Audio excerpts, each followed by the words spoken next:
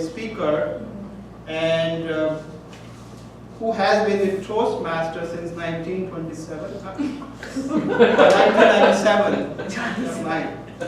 When Harry Easy Club was chartering in his office, 20 years later, after a few moves and many job changes, he remains an active and avid member in multiple clubs.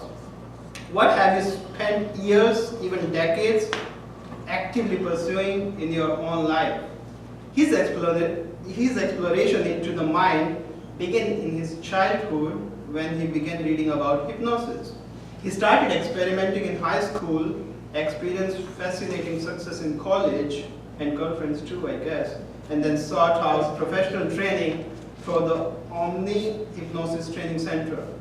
Curiosity led to neuro-linguistic programming and certification as an instructor for both the National Guild of Hypnotists and National Federation of Neuro-Linguistic Psychology. Today, 20 years after those first experiments, he remains passionate, curious, and excited about hypnosis. Here to teach us how it's all in your mind, please welcome DTM Stephen Morgan.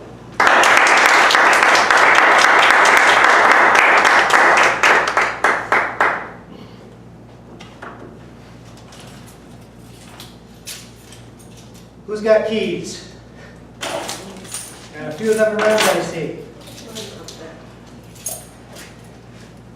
How often have you gone and put them down and then was trying to find your keys and couldn't find them? Does that happen to anyone? Okay. How about this? You're searching so hard for your keys and it gets so frustrated that eventually you want to just give up. Maybe it's not even keys. And not 10, 15 seconds later, you turn and look, and there they are. Right where you'd looked for them before. Has this happened to anyone? Few of you, huh? Yeah, it's a common experience. It happens to all of us in some form or another. But why does that happen? How is it you could look right at it, right at the keys, and not see them?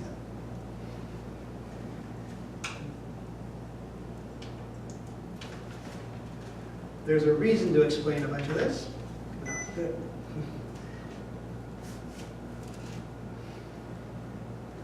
But to understand why this happens, you have to understand how the mind works.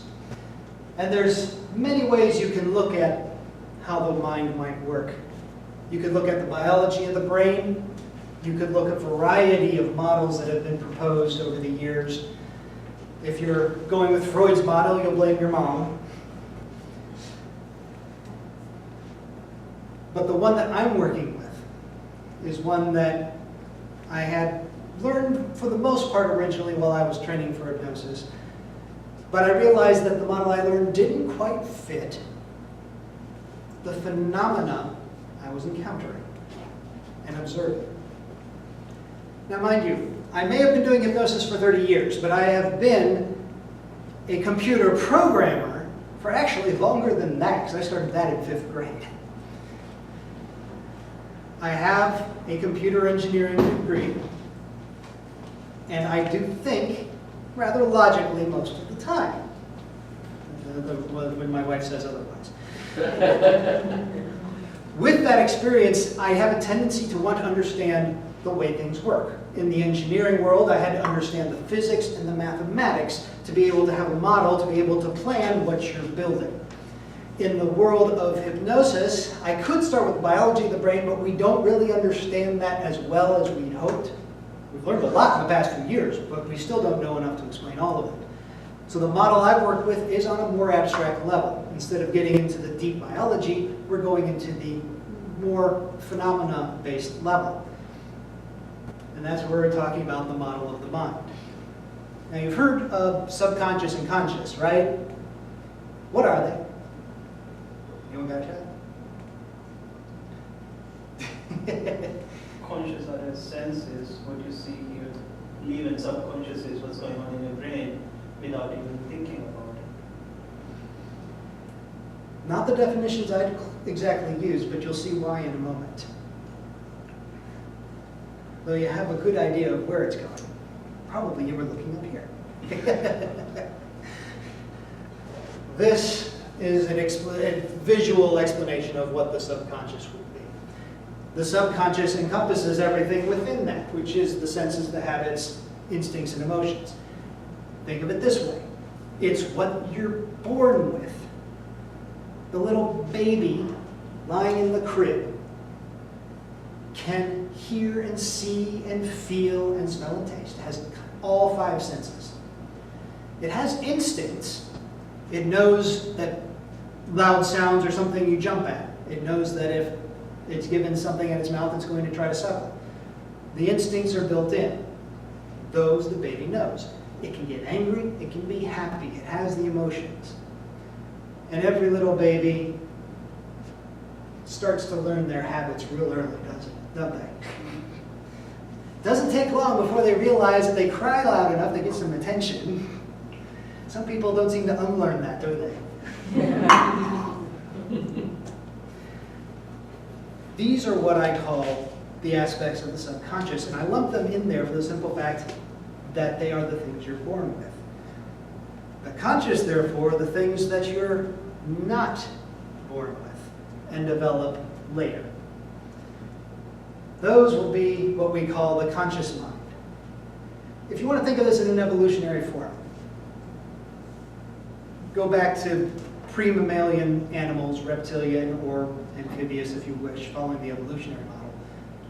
They really don't have any clue how to think or to analyze or rationalize any more than a baby mammal or human does. Those are the things that develop later. Your brain is still growing. These are the things that you learn. You can't rationalize. You don't even have language yet when you're born. You can't analyze and understand why things happen the way they do. This is an aspect of the way our brains work back at the biological level. Our brains are designed to do one thing really well. Anyone know what that is? Keep us alive. Entire body, I think, is designed for that. That's a great answer, though. How does it keep us alive? Well, all those things, instincts, right? You sense danger and you... How do you sense danger? How do I sense danger? Pain and pleasure. From experience. Experience. How would experience help you sense danger?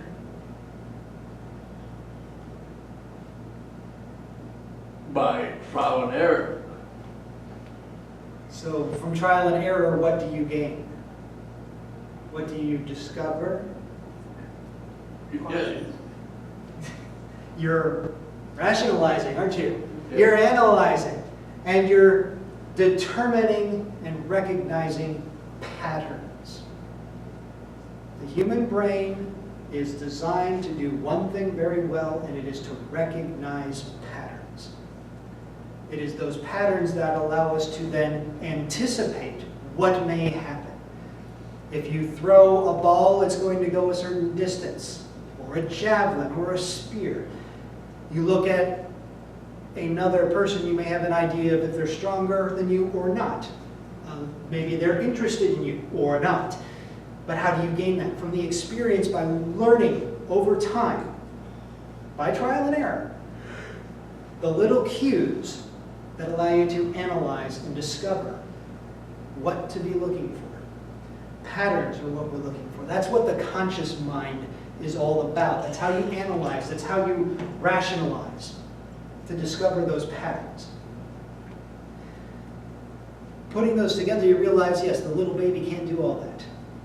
And there are some people who never figure that out, do they? But we still try. Then there's that one little piece that you kind of wonder. We sometimes call them feelings, but this is not the emotional kind of feeling. That's this down here. This is where the English language falls short.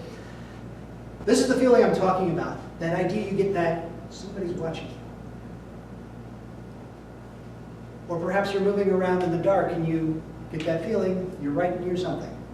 You can't see it. Maybe you just get a vague sense of unease. You get very uncomfortable around somebody you've just met. Or you find yourself very comfortable around someone you've just met. Those are all aspects of your conscious mind, your brain, matching patterns. In the dark, you're moving around. No, you can't see, but you can feel pressure in your ears. You may not recognize it, but your brain does catch it on and catches that pattern, realizes there must be something close by. You meet somebody that you happen to click with right off the bat. There's a reason that that happens. And those people you meet that never seem to be anyone you can get along with. These all fit within this model. The key here, though, is that those feelings are a part of the subconscious passing information to the conscious mind. But that's how the information gets there. From the subconscious to the conscious, and you just get a feeling. And this last part, the imagination.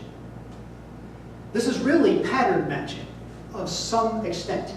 Because the concept of imagination is anticipation of what would happen if you did this. Or what might happen if something else were to go a different way. It's a lot of what-if games you're playing in your head. But you're taking your experience, applying it to some theoretical, hypothetical possibility. That is what we'll call the imagination. You're reading a good book, driving down the road. How many times have you done those and didn't remember what was going on around you? Has anyone gotten stuck in a good book or a movie and just not even heard somebody who was talking directly to you? Okay? Think you were lost in imagination? How many of you have been driving down the road and didn't remember the last several miles? What were you doing? If somebody were to ask you what were you doing, Fifi, in that case, what would you say you were doing? Daydreaming. Daydreaming. That is what hypnosis is. Therefore, if anyone asks you, have you ever been in hypnosis? The simple answer is, have you ever daydreamed before? It is that state of mind. To be able to become that focused on something that actually the rest of the world seems to fade away is one of those states. See, the key part about hypnosis historically is there is no accepted definition. The concept and the practice has changed many times over the years, but never became something like an established science. And in many ways, that's because everyone is of a different level of susceptibility or hypnotizability, depending on what word you wish to use. But it all comes down to imagination. Anyone can be hypnotized. But for someone to hypnotize you, you'd have to have at least a good, reasonable ability to imagine, a good rapport with the person, and the willingness to go there. Now, we like to think that we can do so much with our conscious mind, analyze everything and rationalize everything, and that we are rational creatures, right? Anyone disagree with that? Yeah, it's more like this. The subconscious is millions of years more evolved than the conscious mind. The conscious is a much more recent development, and it's that small. And it's that thin a layer. This is why salespeople are always wanting to get your emotional hook in there. They're not trying to convince you rationally anything. You're going to make your decisions based on subconscious. That's your driving factors. With hypnosis and suggestions, there's a few ways they can occur. If a suggestion comes in, it actually goes through the conscious mind first. But if the conscious mind rejects it, your worldview does not fit whatever that suggestion is. It just gets thrown right out. Anyone seen that in political discourse of late? Because the alternative is When you come across something that fits your worldview, well then of course, it naturally comes right on through, reinforcing what you already believe. This is the way the mind works normally. And this is a part of what we learned as we matched patterns growing up. However your environment was, you learned probably a lot of it from your parents, or if not your parents, the people who were around you. It may be that you meshed with them, or because you had a bad experience, you went completely opposite of them. Some of it may even be biological in nature. But nonetheless, you created that worldview from your experiences. What we want then is to change this to allow to be able to get past that filtering in the conscious mind. And that's why we want to engage the imagination. There are other ways of getting past the conscious mind, but with hypnosis, the key is to engage the imagination. If you engage the imagination, then you open this nice little gap. And with this little gap through the conscious mind, if you can let yourself imagine whatever those suggestions may be, they can pass through. You have access to the subconscious mind. That is a hypnotic suggestion. Is this making sense so far? This is the way I work when I'm doing my hypnosis work and when I'm doing any of the neurolinguistic programming work. They both follow this concept. Hypnosis, you're specifically creating the trance state and enhancing the imagination to where you're focused on the single idea. With NLP, you are engaging the imagination directly through language to get them engaged, to get them more interested in where you're going so that the suggestions pass through a normal conversation. Kind of like what I'm doing right now, right? Everyone engaged? I hope so. So what does a suggestion actually work at? How does that hypnotic suggestion create the phenomena that we're used to seeing or hearing about? Maybe on stage shows, especially if you've seen some of those. All of the nerve signals from throughout your body are going to come to the subconscious first. The subconscious receives all signals from the senses. All the neural signals, the signals going through your body. Normally, that results in the subconscious telling the conscious mind what to see, hear, feel, smell, and taste. The subconscious perceives first, then tells the conscious mind what to perceive. That's when you actually see, or hear, or smell. Now, how did your keys not appear there? Getting an idea where I might be going? You're matching patterns. There's another way of doing this. If instead we take in a suggestion that those signals that were coming before, the nerve signals, aren't actually happening, if you just take a suggestion that you might perceive something, your subconscious accepts that suggestion, can tell the conscious mind to see something that your eyes do not. This is a hallucination, a positive hallucination. Who's ever had a positive hallucination in their life? Not everyone does. Because it's not something that everyone is perhaps biologically geared for. I can't explain all of it.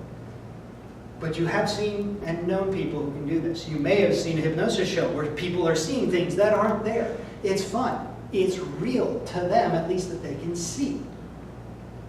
Because they accepted the suggestion and their subconscious allowed them to consciously perceive. That means the reverse should also be true, right? The converse, the inverse, whichever word you wish to use.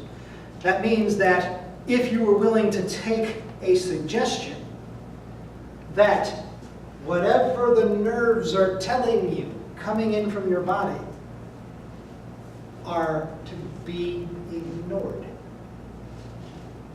So you looked at those keys, but you had accepted the suggestion that you wouldn't perceive them. And notice the conscious mind does not see. It gets even more confusing than that, right? Because realistically, your subconscious mind actually filled in that gap with whatever was supposed to be there, like the counter or the table. Your subconscious can't do that. Your imagination can't do that. This is a negative hallucination, removing something that wasn't there. This has wonderful possibilities in medicine. Discovered over 150 years ago in India, originally by a British doctor, where he had been doing surgery, but the locals there had their own version of hypnosis. They'd be able to use it. He was able to do surgery, and they would feel no pain. Esdale was his name. And he also discovered not only were they not feeling the pain, they recovered faster. Not only did they recover faster, in his experience as a doctor for the Royal British Army, these types of surgeries deepen the gut and sometimes even in the more sensitive regions. Survival was like 20% under normal circumstances. Using hypnosis, they didn't feel pain, they recovered faster, and had a survival rate closer to 50%. This is huge. And he realized that this was a big deal. Of course he published his work, sent it all the way back to London, and they tried to repeat it and recreate it, because that is what we should be doing in science and in medicine. Finding ways to understand, we have to recreate, figure out the patterns so we can learn from them. They didn't have much success. But they also didn't try for very long, because shortly thereafter ether was discovered. And if there's anything Western medicine loves, is they love a nice little chemical that just fixes everything.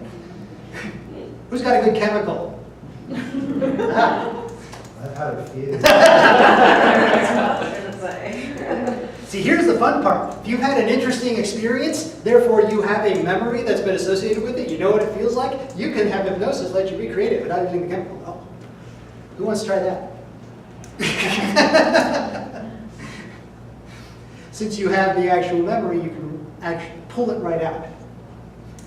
Memories work in a particular way within this model, and the whole model together, put these here, in that every experience you have, every memory that you have, is a combination of what you experienced in that moment, which is what you saw, heard, felt, smelled, and tasted, and your emotions in that moment.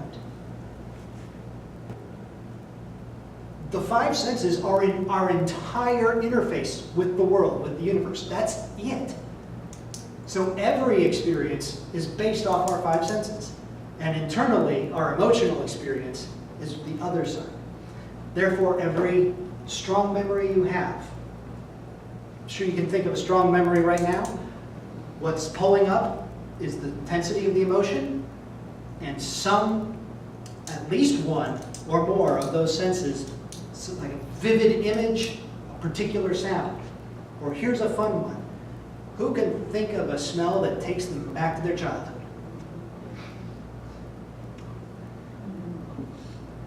This is a common trait.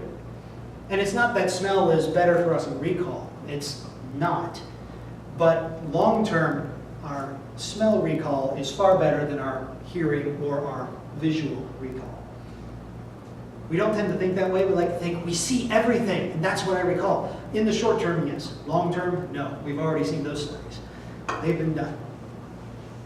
But smell always has a strong emotional connection. You catch a smell, a whiff of something, and you get this kind of eerie effect. It might be you suddenly find yourself down. You might find yourself feeling very happy, or you might just find yourself being nostalgic. That's what I usually encounter. It's attaching to something from a past, a time that seems so much simpler, because everything was so much simpler before you started creating all of your worldview. These are the aspects of the mind we pull together that I use in the model of the mind. And the reason I use the model this way is because it explains what I have experienced, what I have observed, and the key to any successful model is it allows you to predict something you have not yet observed and can then test to see if it can be observed. This is how the scientists have developed the standard model of physics, that they've come up with their equations. Their equations tell them, well, then this should also be true. Then they go look for that. They find it, and they say, well, then that much at least works. Doesn't mean the model is correct. It means that the model explains that. The real key is they're looking to see it not be there. If they find that what they're looking for does not occur, they cannot observe, they can prove that it does not happen, then they know there's something wrong with the model, they have to change it. And this gets back to how we like to recognize patterns and then create naturally in our own heads our models of the way the world works. When we take this and apply it, moving from hypnosis into what we call neurolinguistic programming, the way we generally approach NLP is that I meet somebody and I want to figure out what's going on in here for them. Not the conscious mind, because we know that that doesn't have a whole lot there, it's easy to get past. We want to understand what's going on in the subconscious mind. Which of the senses do you favor? Which of the emotions really pull you? Which memories really are your hooks? And it's easy if you learn the techniques to figure this out. Because all you have to do is listen. And believe me, here in the Toastmasters meeting, you can get a whole bunch of information just by listening to the speaker. The words that they choose will tell you which senses they favor, because they will choose words that fit their senses. If they like to see things, or how something looks, or they like how things are bright, or dark, or dim, visual words, they think visually. But if they like the way things hear, or how they sound, whether they're loud or quiet, audio words, then they think primarily in terms of hearing. Or if they worry about how things feel, perhaps how they may be hard, perhaps how things seem, the choice of words that indicate feeling, sense of touch, which we call kinesthetic, then they think primarily in terms of that sense. It is also true that for smell and taste, those words will come out too. But unless you're blind and deaf, it's not likely that taste or smell is going to be your primary interaction with the rest of the world. Unless you're, I guess, you're walking around licking everyone. I don't really want, maybe with a dog, true. They go around and smell everything. That's actually a big thing for them. Our brains do not have huge parts devoted to smell or taste, so we primarily work off the other three senses. That means each of you is generally geared towards sight, sound, or feeling, as am I. But that doesn't mean we're all the same. But what it does mean is that when you come across somebody and suddenly it's like you clicked right off the bat, you're very much in rapport. It's like you've known them forever, but you just met them. It's because they think the way you think. They probably are primarily the same. If you're visual, they happen to be visual. If you're kinesthetic, you're kinesthetic. You happen to click, therefore you naturally communicate the same way, you choose the same words, you speak at the same pace, and you tend to think in the same way. That's how it clicks. And it all follows the same model. The reverse, the people you meet that you just never match. It's like you instantly, you just can never get along. You've known them forever and you can never understand them because they don't think your way. Everyone's here to get up and talk and give a message to the world here at Toastmasters. Therefore, if you get up and you're talking to somebody and it's that person you can never connect to, how do you get your message to them? You tap into what they primarily use, habits and emotions. Yes, and their senses, their emotions, their habits. In NLP, the concept is you create a model of the way they think based on what you've observed, the feedback you've given, from the words they say, the behaviors, their mannerisms, and you're building a line you think they think that way. I may be audio primarily, usually, but if I'm talking to somebody visual, if I want my message to get through, I have to change the way I communicate. I have to shift from thinking in terms of audio to thinking in terms of visual. Change my words, change my speaking speed, change the way I stand, change the way I move. Change to match them.